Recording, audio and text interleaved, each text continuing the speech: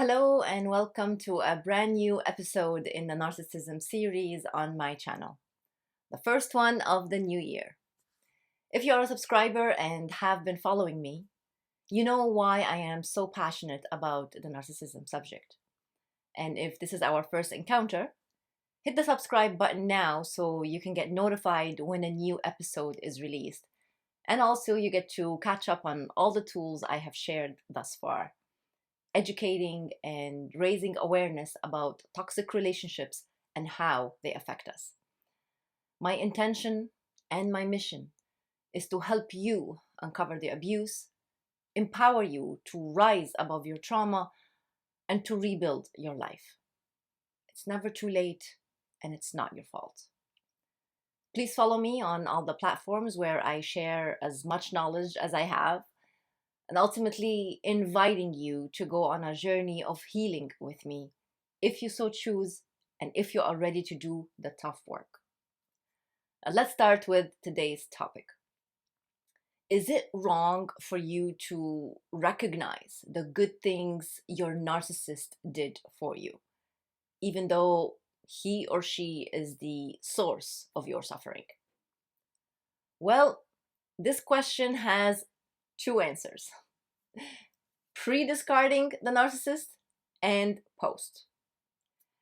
If you are still in the phase where you are figuring out what to do, unsure whether you stay or go, recollecting the good old days and hoping that one day they're gonna return and the one that you've given your heart to will have an epiphany and treat you better, or love you the way you deserve to be loved, or actually live up to all the promises that they once made you. Guess what the answer is for this scenario? You got it. No, it's not a good idea. It's not a good idea to be recognizing their good deeds at this time for precisely the reasons I just listed.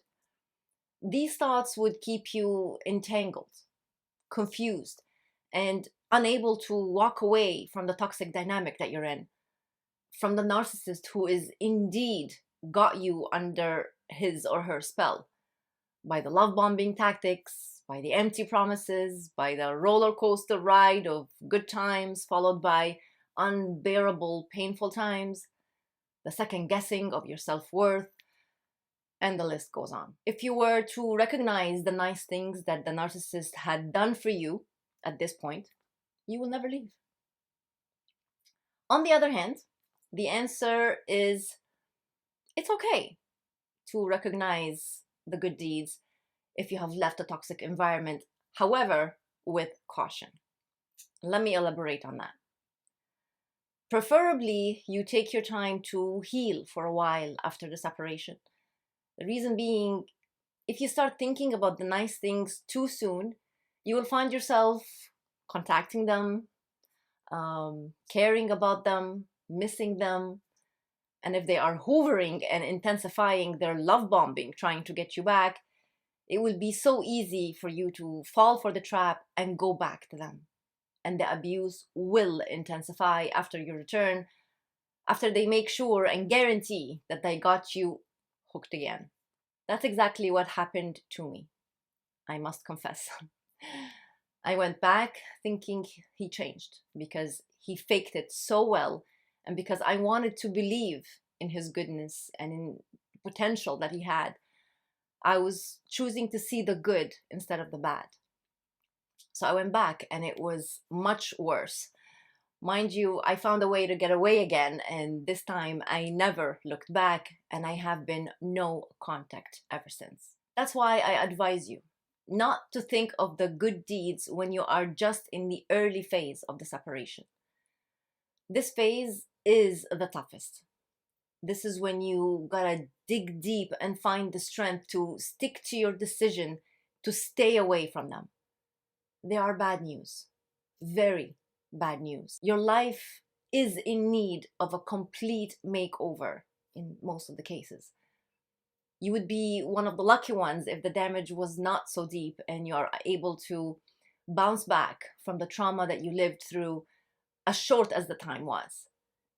healing will be necessary no matter the time spent. So when would we take the good actions of the narcissist into consideration, and why would we? I can't tell you a specific time, but what I can tell you is throughout your healing journey, you will go through various phases.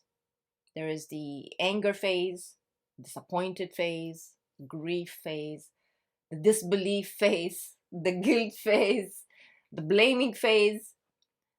And when I refer to those phases, I'm talking about your abuser and towards yourself. As a matter of fact, you may be harder on yourself in some cases, blaming yourself for allowing this to happen to you, for not seeing the signs, for thinking you were smarter than that. How did you not see it from a mile away? How did you fall into the trap with all the experience you have?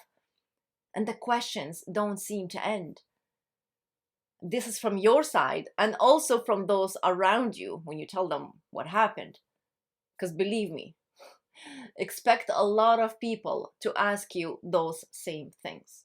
If you are the one asking, then you need to understand narcissistic personality disorder a bit better. The same goes for those who are questioning you. Once you understand the hows and whys and where did that come from, once you dig deeper into your own history, childhood, upbringing, life experiences, traumas that never healed, patterns, and so on, you will know the answers. Others may never understand, and that's okay. It doesn't matter whether they get it or not, whether they side with you or not, or if they sympathize. You don't actually need it. The only thing you need is to heal yourself. You will heal when you do the work and dig deep to find out why you ended up there. Not to place blame, but to have a clear understanding and self-awareness. In this awareness comes growth.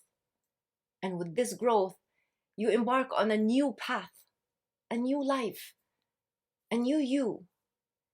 You will be surprised how different you will feel, how lighter you will feel, how vibrant you will feel. This is when you can recollect the good things the narcissist did for you. Only then you are able to be grateful for the good that you received once upon a time without any attachment to the person or the desire to be in a relationship with them of any kind. You simply recognize they were just a step on your journey. They were a catalyst to your healing journey that was long overdue. You realize you don't need to hate them because you simply don't have any feelings for them. Remember, if you think you feel hate towards someone, it's because deep down you still feel some sort of love for them. The moment the feelings are neutralized, the moment you become free. Free from any negative vibrations that might be hindering your healing and moving forward in life. Okay, so I blabbed on as always. Hopefully what I shared today helps you as you ponder if it's okay to recognize the good things the toxic person did to you.